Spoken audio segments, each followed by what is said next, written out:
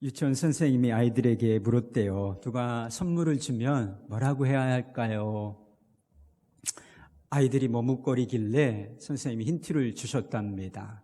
끝이 다로 끝나고 5글자인데 뭘까?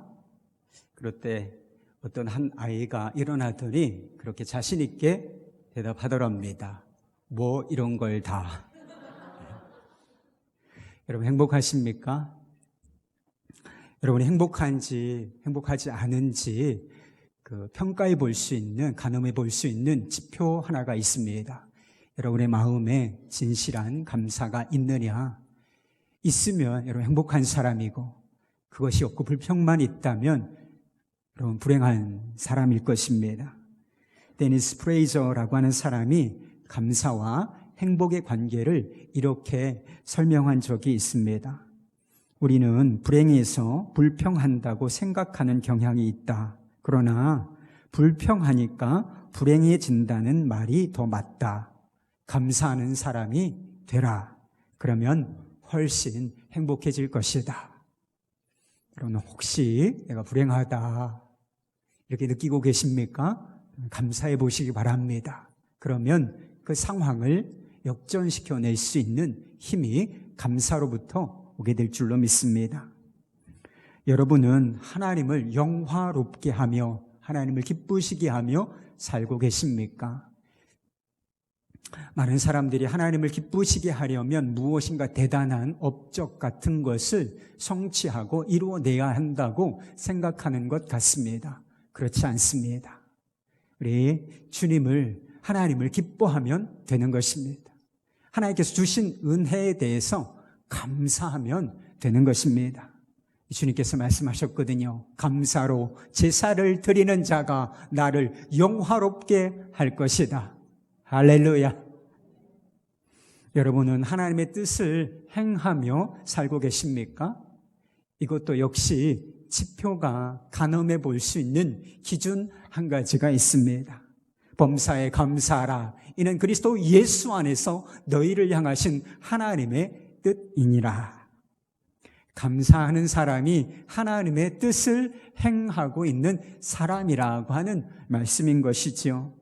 지금까지 말씀드린 것을 종합해 보면 이 감사라고 하는 것은 믿음의 현주소를 보여주는 것이나 다름이 없는 것입니다.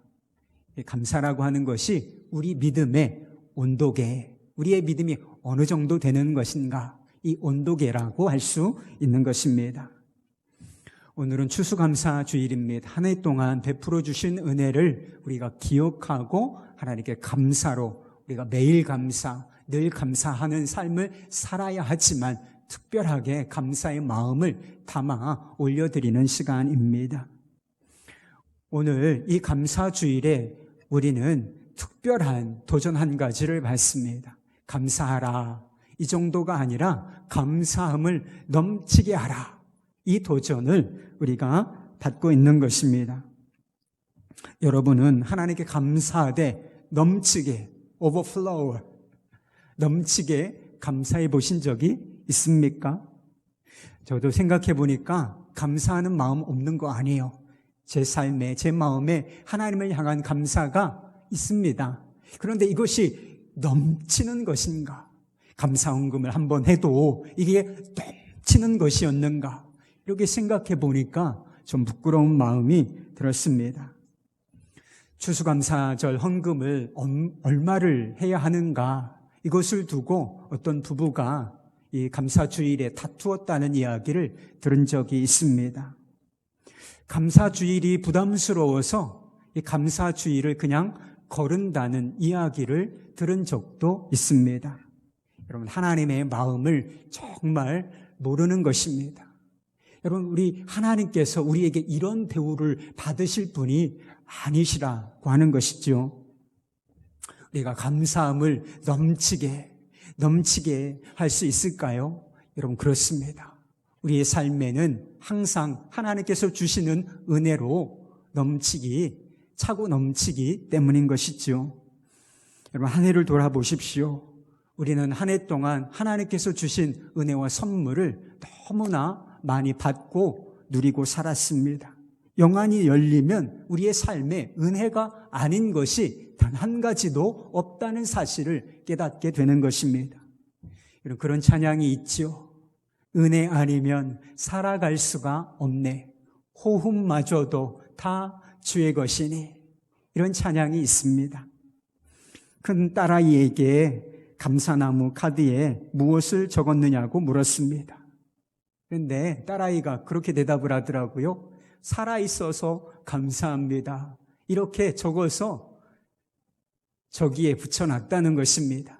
그래서 다시 한번 제가 물었어요. 너 그게 살아있다는 것이 정말 감사하냐?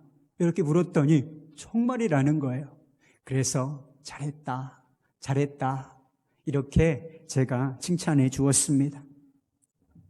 여러분, 우리의 삶에 당연한 것은 하나도 없습니다. 원래 애초부터 당연히 마땅히 그런 것은 하나도 없어요.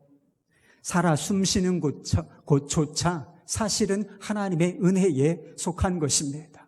살아 숨쉬는 것, 살아있는 것 자체가 하나님의 선물이고 은혜다. 여러분, 이것이 우리에 관한 진실이라면 우리의 삶에는 감사한 것이 넘치는 것이 당연한 일이 아니겠습니까? 하나의 끝자락에 와 있으면서도 얼마 안 남았죠. 연말이. 하나의 끝자락에 와 있으면서도 내가 하나님께 받은 은혜가 뭐가 있지? 내가 하나님께 감사할 게 도대체 뭐가 있지? 혹시 이런 생각이 드십니까? 우리가 은혜를 받지 못한 것이 아니라 은혜를 깨닫는 이 영적인 감각이 대단히 무뎌져 있다는 그런 상황을 말해주고 있는 것입니다. 우리가 은혜 망각증이라고 하는 질병에 걸려 있다는 것을 그것이 보여주고 있는 것입니다. 은혜에 대한 감각을 무뎌지게 만들고 감사를 가로막는 것이 우리 안에 있습니다. 첫 번째는 좀 전에 말씀드린 것처럼 은혜, 선물을 당연한 것으로 여기는 권리의식이라고 하는 것입니다. 나는 이것을 누릴 당연한 권리를 가지고 있다. 나는 자격을 가지고 있어. 이렇게 생각하는 것이라고 하는 것이죠. 정말 우리에게 그것을 내가 지금 가지고 누리고 있는 이것을 누릴 권리와 자격이 있는 것입니까? 아니에요. 삶은 그 자체로서 하나님의 선물인 것입니다. 넘치는 감사를 가로막는 것 또 한 가지가 있습니다. 그것이 우리 안에 있는 욕심입니다. 욕심이라는 것은 지금 내게 있는 것, 이것이 아니라 내게 없는 것에 초점을 맞추도록 만듭니다. 하나님께서 은혜로 많은 것을 주셨는데 하나님께서 은혜로 주신 것이 아니라 내게 없는 것, 내가 바라고 원하지만 내게 아직도 주어지지 않은 그것에 초점을 맞추고 있으니 감사보다는 불평을 하게 되는 것이지요. 민수기 21장에 보면 이스라엘 백성들이 모세에게 불평을 쏟아놓는 그런 장면이 나옵니다. 불평의 내용이 뭐냐면 광야 생활이 척박하고 힘들다, 그런 내용이었습니다. 그들은 모세에게 거친 불평을 쏟아놓으면서 이렇게 이야기하고 있습니다. 21장 5절 말씀인데요. 이곳에는 식물도 없고 물도 없도다. 우리 마음이 이 박한 식물을 싫어하노라. 여러분, 이들의 말을 들어보십시오. 없고 없도다. 식물도 없고 물도 없도다. 없고 없도다. 없는 것에만 초점이 있지 않습니까? 그러나 그들에게 없는 것만 있었던 것이 아닙니다. 그들에게 놀랍게 선물로 주어진 것이 있었어요. 광야는 아무것도 먹을 것이 없는 땅입니다. 스스로 뭔가 재배해서 양식을 얻을 수 있는 땅이 아니었다는 것이죠. 그런 절박한 상황 속에서 하나님께서 그들에게 선물로 은혜로 주신 음식이 있었는데 그것이 바로 만나였던 것이지요. 그런데 그들은 이 놀라운 음식, 기적이죠. 하늘에서 내리는 이 기적의 음식을 두고 무엇이라고 불평하고 있습니까? 이 박한 식물, 이 박한 음식을 우리가 싫어하노라. 이렇게 이야기하고 있습니다. 욕심을 품고 없는 것에만 초점을 맞추고 있으니 놀라운 은혜. 이 놀라운 은혜를 박하다, 하찮다, 이건 은혜가 아니야, 이렇게 폄훼하고 깎아내리고 있는 모습을 보게 되는 것입니다. 여러분도 한번 생각해 보세요. 하나님의 놀라운 은혜를 받고 넘치는 감사는커녕 이 박한 식물이라고 말하고 있지 않은지 한번 생각해 보십시오. 이 박한 결실, 이 박한 급여, 이 박한 사랑, 이 박한 사람, 이 박한 남편, 이 박한 아내, 이 박한 가정이라고 말하고 있지 않습니까? 우리가 박하다고 여겼던 것이 하나님의 놀라운 은혜로 깨달아져서 넘치는 감사를 올려드릴 수 있기를 우리 주님의 이름으로 축복합니다. 사도 바울은 자신의 편지를 받는 사람들에게 감사함을 넘치게 하라고 말하고 있습니다. 근본적인, 우리가 감사함을 넘치게 할 수 있는 근본적인 이유를 이야기하고 있어요. 너희가 그리스도 예수를 주로 받았으니입니다. 예수 그리스도를 주로 받고 그분 안에 살고 있다는 사실, 여러분, 이것이 감사함이 넘치게 해야 할 이유라고 말하고 있는 것입니다. 왜 그렇죠? 우리가 이미 받았고 또 충만하게 받고 있으며 또 앞으로도 충만하게 받게 될 이 모든 하나님의 선물, 은혜가 예수 그리스도의 성품과 그분의 사역 안에 완전히 녹아져 있기 때문에 우리가 그리스도 예수를 주로 받았다면 감사함을 넘치게 하라, 이렇게 권면하고 있는 것입니다. 12남매 중에 막내로 태어나신 목사님이 계시대요. 일제강점기와 6.25 전쟁을 겪으면서 위로 10명의 형제들이 다 죽었답니다. 그 둘만 남았대요. 그래서 부모님이 이 목사님이 태어나자마자 또 죽을까봐 하나님께 그냥 바쳐버리셨대요. 그런데 목사님이 3살 정도가 되었을 때 부모님과 피난을 떠나게 되었는데 공주라고 하는 곳에서 길을 잃었다고 합니다. 밤은 깊어가고 너무나 두려워서 울며 헤매는데 어떤 아주머니가 창문을 열면서 누구야? 누구니? 누가 울고 있는 거야? 이렇게 말하더래요. 아이가 길을 잃은 사정을 알고는 자기 등에 덜쳐업고 공주 시내를 돌아다니면서 부모님을 찾아주셨다는 것입니다. 엎혀가지고 아주머니 등에 그만 잠이 들고 말았대요. 그런데 눈을 떠보니까 부모님이 앞에서 울고 계시더라는 것입니다. 그 후에 살면서 장성하고 수십 년이 지났지만 항상 그때가 기억이 난다는 것입니다. 그때 부모님을 내가 잃었다면 나의 삶은 어떻게 되었을까? 그 일만 생각하면 모든 것이 다 평정이 되고 감사하다. 감사해. 지금 내가 이렇게 살고 있는 것이 감사하다. 이렇게 감사가 되더라는 것입니다. 여러분, 우리 중에도, 여러분 중에도 그런 일 있으시죠? 그때 인생의 위기를 만나서, 사고의 위협을 만나서 건짐을 받은 사건이 있지 않습니까? 그때를 생각하면 그 이후로 살고 있는 것 다 은혜, 우리가 덤으로 살고 있는 것 아니겠습니까? 그 사건만 생각해도 은혜 없이 당연한 삶을 살고 있는 사람은 우리 중에 단 한 사람도 없는 것입니다. 그런데 우리가 이렇게 생각해 보시면 어떻겠습니까? 만약에 내가 그리스도 예수를 주로 받지 않았다면 도대체 나는 어떤 삶을 살고 있을 것인가? 나는 도대체 어찌 되었을 것인가? 돈도 있습니다. 집도 있습니다. 그리고 일할 직장도 있습니다. 좋아하는 커피, 그리고 좋은 자동차, 그리고 골프 다 있어요. 그런데 세상에서 길을 잃고 울고 있는 우리를 들쳐업고 우리를 아버지께로 인도해 주신 예수님이 내 삶에 없다. 여러분, 이것이 무슨 뜻이 되겠습니까? 구원도 없고 생명도 없고 천국도 없다는 뜻이 되는 것이지요.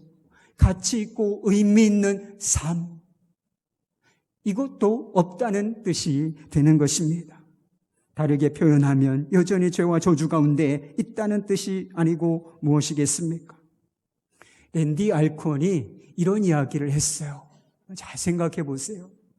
하나님의 은혜를 우리가 조금이라도 제대로 안다면 우리는 무릎을 꿇고 울 것이다. 그러다 일어나서 춤을 추고 미소 짓고 웃고 서로를 보며 말할 것이다. 우리가 용서받았다니 이것이 정말 믿어지는가? 여러분 어때요? 여러분이 용서받고 하나님의 자녀가 됐다는 것이 여러분 이게 현실입니까? 이게 도대체 믿어지는 일이에요? 놀라운 은혜 아니겠습니까? 이게 사도 바울은 성도들에게 편지를 쓸 때 13개가 바울서신이라고 불리는데 성도들에게 편지를 쓸 때 그리스도 안에서, 예수 안에서, 주 안에서, 우리 주 예수 그리스도 안에서 이런 표현을 상당히 많이 썼습니다. 한번 로마서, 갈라디아서, 에베소서, 고린도전후서 이런 서신을 한번 살펴보세요. 그리스도 안에서, 예수 안에서, 우리 주 예수 그리스도 안에서 이런 말이 얼마나 많이 나오는지 여러분 알게 될 것입니다. 그리스도 안에 있다는 것과 밖에 있다는 것, 이것은 그에게 있어서 너무나 중요한 것이고 엄청난 차이를 만들어내는 것이었기 때문입니다. 여러분 그리스도 밖에 있으면 세상을 저 사람은 모든 것을 다 갖추고 있네, 저 사람은 모든 것을 다 가졌어, 이렇게 생각되는 사람일지라도 그리스도 밖에 있다면 그 사람은 아무것도 가지고 있지 않은 것이나 마찬가지입니다. 반대로 그리스도 안에 있으면 우리가 아무것도 없는 것처럼 보이지만 아무것도 없네, 이 사람은. 나는 아무것도 없네. 그러나 우리가 그리스도 예수 안에 있다면 우리는 모든 것을 가진 것이나 마찬가지인 것입니다. 여러분 왜 그렇습니까? 그리스도 예수, 그분이 모든 것이 되시기 때문인 것입니다. 여러분 그런 생각 해보신 적이 있어요? 이게 은혜에 대한 감각인데 내 삶에 주님이 없었다면 도대체 나는 어쩔 뻔했는가? 예수님이 아니라면 나는 도대체 어떻게 살고 있을 것인가? 그렇게 생각하면 지금 모든 것이 다 감사하게 돼 있어요. 예수 그리스도 안에 있는데 여러분 건강도 있으시지요? 건강이 좀 약해진 분도 계시겠지만 건강이 있으니까 이곳에 나와서 예배도 드릴 수 있는 것 아니겠습니까? 그리스도 예수 안에 있는데 먹을 것도 있고 집도 있습니다. 그래서 예수 안에 있는데 완벽한 거 아니지만 사랑하는 가족들, 가정이 있습니다. 예수 그리스도와 함께 하나님께서 이 모든 것을 우리에게 더해 주시고 선물로 주셨다는 것이죠. 여러분 그렇다면 감사함이 넘쳐야 하는 것이 당연한 일이 아니겠습니까? 지금 우리 중에는 삶이 좀 힘들다, 고난 중에 있는 분들이 있으실 거예요. 눈에 보이는 결실이 없는 것처럼 보이는 분이 있으실지 모르겠습니다. 아주 중요한 것, 건강이나 직장, 또 무엇인가를 잃어버린 분이 계실지도 모르겠습니다. 그리고 내일은 또 내년에는 어떻게 살 수 있을 것인가? 이것이 좀 막막하게 느껴지는 분이 계실지도 모르겠어요. 여러분 그래도 감사해야 하는 것입니까? 김병년 목사님이라고 계십니다. 사모님이 막내를 낳은 후 바로 얼마 안 돼서 뇌출혈로 쓰러져서 지금까지도 식물인간 상태로 계십니다. 꼼짝도 못해요. 사람을 알아보지도 못합니다. 그냥 죽은 사람처럼 살아있기는 하지만 그렇게 식물인간 상태로 십수년을 지금 넘겨오고 있습니다. 생각해 보세요. 삶이 얼마나 힘들겠습니까? 그런데 이 김병년 목사님이 감사에 관해서 이런 글을 쓰셨던 적이 있습니다. 우리는 감사하라는 권면의 홍수 속에 살고 있다. 그러나 이런 권면은 슬퍼할 시간을 가로막고 아픈 통증을 느끼지 못하도록 강제하는 도구가 될 때 그 감사는 위선이고 인간성을 파괴하며 인간의 감정을 왜곡시킨다. 감사하는 데는 삶의 아픔을 치유할 시간이 필요하다. 시간이 지나고 나면 평소에 보이지 않던 것들이 보이기 시작하고 그것이 얼마나 소중한 것이었는지를 깨닫게 된다. 그때 감사할 수 있다. 그러나 그 시간까지는 그냥 두라. 좀 울게 내버려 두라. 이런 이야기를 했어요. 저도 이 목사님의 생각에 100% 동의합니다. 하나님은 우리가 느끼는 고통과 감정, 이것은 무시한 채 감사만을 받기를 원하시는 그런 폭군 같은 분이 아니십니다. 감사 중독자가 결코 아니시라는 것입니다. 하나님께서는 우리에게 시간이 필요하다는 사실을 알고 계세요. 그 고통, 어려운, 힘든 시간 속에서 소중한 것을 찾아내기까지 마음의 공간이 필요하다는 사실을 우리 하나님은 너무나 잘 알고 계십니다. 여러분 힘들죠? 힘들면 힘들다고 해도 될까요? 여러분 힘들다고 해도 됩니다. 울고 싶으면 여러분 마음껏 울어도 돼요. 불평해도 될까? 여러분 하나님 앞에서 불평이 가능합니까? 여러분 불평할 수 있어요. 불평해도 괜찮습니다. 하나님께서는 욥의 거친 항의와 불평까지도 아무 말씀 안 하시고 기꺼이 받아주시고 인내해 주셨다는 사실을 우리는 잘 알고 있습니다. 그러나 그런 신관을 통과하면서도 우리가 잊어서는 안 되는 사실, 놓쳐서는 안 되는 사실 한 가지가 있습니다. 그래도 감사를 찾아야 한다는 것입니다. 그래야 우리가 삶의 고통이 고통으로 끝나지 않고 그것이 우리에게 보석 같은 선물로 우리에게 되돌아올 수 있다는 사실인 것입니다. 우리 힘으로는 어쩔 수 없는 환경, 우리 힘으로 어쩔 수 없는 고통, 우리가 그 속에서도 감사함을 넘치게 할 수 있을까요? 그렇습니다. 너희가 그리스도 예수를 주로 받았으니, 너희가 그리스도 예수를 주로 받았으니, 환경은 변하고 삶은 어렵지만 여전히 진실 한 가지가 있는 것입니다. 여전히 예수 그리스도, 그분은 내 주님, 우리의 주님이 되시기 때문인 것이지요. 하나님의 은혜는 우리가 생각하는 것처럼 그렇게 단순하지가 않아요.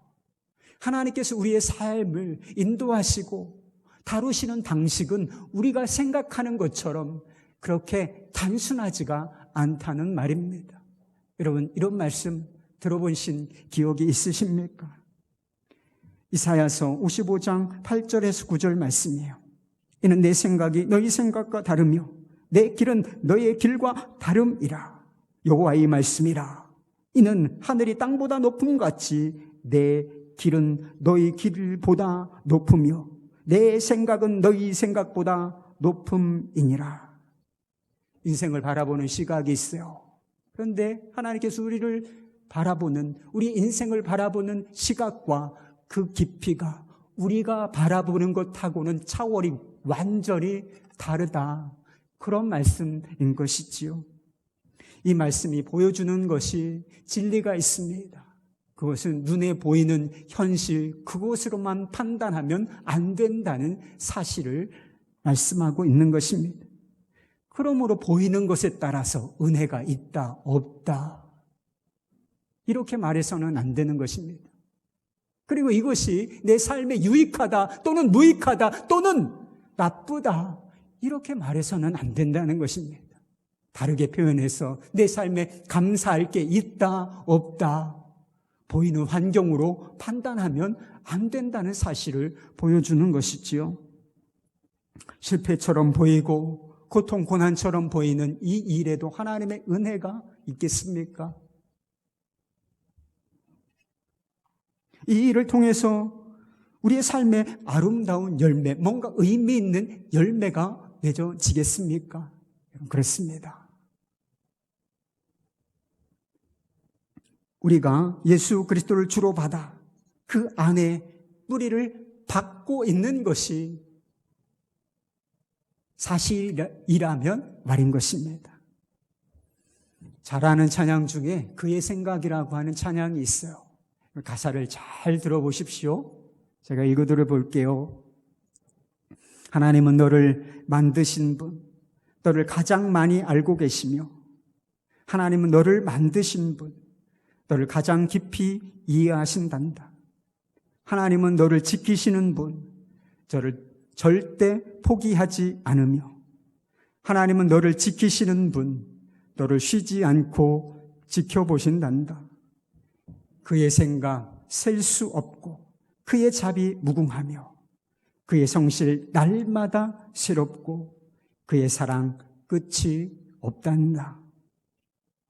하나님은 너를 원하시는 분, 이 세상 그 무엇 그 누구보다 하나님은 너를 원하시는 분, 너와 같이 있고 싶어 하신단다. 하나님은 너를 인도하시는 분, 광야에서도 폭풍 중에도 하나님 너를 인도하시는 분, 푸른 초장으로 인도하신단다.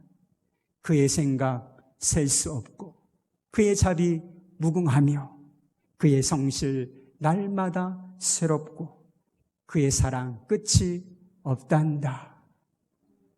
찬양의 가사가 대단히 영감이 있어요.